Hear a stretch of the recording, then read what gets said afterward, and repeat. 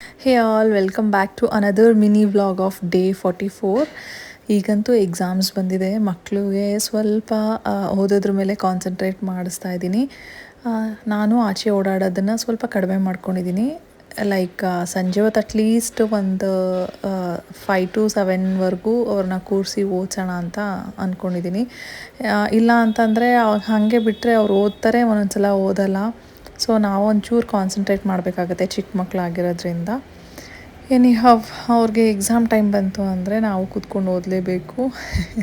ನಿಮ್ಮ ಮನೆಯಲ್ಲೂ ಹೀಗೇನಾ? ಫ್ಯಾಮಿಲಿ ಮೆಂಬರ್ದೇ ಒಬ್ರದ್ದು ಮದುವೆ ಇದ್ದಿದ್ದರಿಂದ ನಮ್ಮ ರೊಟೀನ್ ಎಲ್ಲ ಸ್ವಲ್ಪ ಏರುಪೇರು ಆಗಿಬಿಟ್ಟಿದೆ. ಅದನ್ನೆಲ್ಲ ಸೆಟ್ ಮಾಡ್ಕೋಬೇಕು. ಮೇಯ್ನು ನಮ್ಮ ಡಯಟು ಅದಂತೂ ಕೇಳಲೇಬೇಡಿ ನೀವು. ಮದುವೆ ಮನೆ ಅಂದರೆ ಲೈಕ್ ಒಂದು ವಾರ ಆಯಿತು ನಾವು ಕರೆಕ್ಟಾಗಿ ಫಾಲೋ ಮಾಡಿ. ಇದು ಇವತ್ತಿನ ಮೆನು. ಫುಡ್ಡಂತೂ ಸಖತ್ ಡಿಲಿಷಿಯಸ್ ಆಗಿತ್ತು, ಇಷ್ಟ ಆಯಿತು ಎಲ್ಲರಿಗೂ. ನಿಜ ಹೇಳಬೇಕು ಅಂತಂದರೆ ಒಂದು ಒಳ್ಳೆ ಊಟನ ಮಾಡಿದ್ವಿ ತುಂಬ ದಿನ ಆದಮೇಲೆ. ಅಂದ್ಕೊಂಡಿರಲಿಲ್ಲ, ಎಕ್ಸ್ಪೆಕ್ಟ್ ಮಾಡಿದ್ದಕ್ಕಿಂತ ತುಂಬ ಚೆನ್ನಾಗಿತ್ತು. ನೆಕ್ಸ್ಟ್ ಟೈಮ್ ನೋಡೋಣ, ಡಿಫ್ರೆಂಟಾಗಿ ಏನಾದರೂ ಟ್ರೈ ಮಾಡಬೇಕು ಅಂತ. ಮತ್ತು ಇದು ಇನ್ನೊಂದು ಕ್ವಿಕ್ ಅಪ್ಡೇಟ್. ಇದು ನಮ್ಮದೇ ಓನ್ ಸ್ಪೇಸ್. ಲಾಂಗ್ ಫಾರ್ಮ್ಯಾಟ್ ವಿಡಿಯೋಲಿ ನೀವು ನೋಡಿದರೆ ಸುಮಾರು ದಿನದಿಂದೇ ನಾನು ಇದನ್ನು ಅಪ್ಡೇಟ್ ಮಾಡಿದೆ. ಕೆಲವರು ನೋಡಿರೋರಿಗೆಲ್ಲ ಗೊತ್ತೇ ಇರುತ್ತೆ. ಸೊ ನೋಡದೇ ಇರೋರಿಗೆ ಈ ಸ್ಪೇಸಲ್ಲಿ ಒಂದು ಕನ್ಸ್ಟ್ರಕ್ಷನ್ ಮಾಡೋಣ ಅಂತ ಪ್ಲ್ಯಾನ್ ಮಾಡ್ತಾಯಿದ್ದೀವಿ. ಸೊ ಇದ್ರದ್ದು ಅಪ್ಡೇಟ್ನ ನಾನು ಇನ್ಮೇಲಿಂದ ಶಾರ್ಟಾಗಿ ಜಾಯಿನ್ ಮಾಡ್ತಾ ಹೋಗೋಣ ಅಂತ ಅಂದ್ಕೊಂಡಿದ್ದೀನಿ. ಸೊ ಪೋಸ್ಟ್ ಟು ದಟ್ ಮನೆಗೆ ಬಂದಮೇಲೆ ಲೈಕ್ ಇದು ನೆಕ್ಸ್ಟ್ ಡೇಗೆ ಚಪಾತಿ ಮತ್ತು ಪನ್ನೀರ್ ಕರಿ ಮಾಡೋಣ ಅಂತ ಮಾಡ್ತಾಯಿದ್ದೆ. ಇಲ್ಲಿ ನಾನು ಚಪಾತಿ ಹಿಟ್ಟನ್ನ ಒಬ್ಬೊಬ್ಬರು ಒಂದೊಂದು ಥರ ಪ್ರಿಪೇರ್ ಮಾಡ್ತಾರೆ. ನಾನು ಮಾಡೋ ಮೆಥಡ್ ಹೇಳ್ತೀನಿ.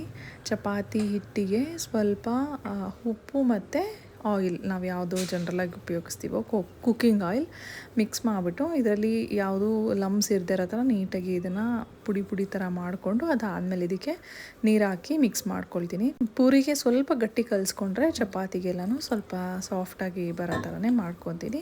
ಚಪಾತಿ ಹಿಂಗೆ ಮಾಡಿದ್ರೆ ಸಾಫ್ಟಾಗಿರುತ್ತೆ. ಕೆಲವು ಟೈಮು ಇದಕ್ಕೆ ಸೊಪ್ಪಿಂದು ಮಿಕ್ಸ್ಚರ್ನ ಕೂಡ ಆ್ಯಡ್ ಮಾಡ್ತೀನಿ. ಅಂದರೆ ಈಗ ಪಾಲಕ್ನ ಬ್ಲಾಂಚ್ ಮಾಡಿರೋದನ್ನು ಗ್ರೈಂಡ್ ಮಾಡಿ ಆ್ಯಡ್ ಮಾಡೋದು, ಇನ್ನು ಕೆಲವು ಸಲ ಮೆಂತ್ಯ ಸೊಪ್ಪು ಹಾಕೋದು, ಇಲ್ಲಾಂದರೆ ಬೀಟ್ರೂಟಲ್ಲಿ ಕಲಿಸ್ಕೊಳ್ಳೋದು, ಇಲ್ಲ ವೆಜಿಟೇಬಲ್ನ ಬಾಯ್ಲ್ ಮಾಡಿರೋಂತಹ ಸ್ಟಾಕ್ನ ಕೂಡ ಆ್ಯಡ್ ಮಾಡಿ ಮಿಕ್ಸ್ ಮಾಡ್ಕೋಬೋದು. ಇನ್ನು ಪನ್ನೀರ್ ಮಾಡಿದ್ಮೇಲೆ ಬಂದಿರುವಂತಹ ಆ ನೀರನ್ನು ವೇ ಪ್ರೋಟೀನ್ ಅಂತೀವಿ, ಅದನ್ನು ಕೂಡ ನಾನು ಯೂಸ್ ಮಾಡ್ತೀನಿ ಚಪಾತಿ ಮಾಡೋಕ್ಕೆ. ಸೊ ಇದು ಇವತ್ತಿನ ಮಿನಿ ವ್ಲಾಗ್ ಆಗಿತ್ತು. ಇಷ್ಟ ಆಗಿದೆ please do like, share and subscribe to my channel.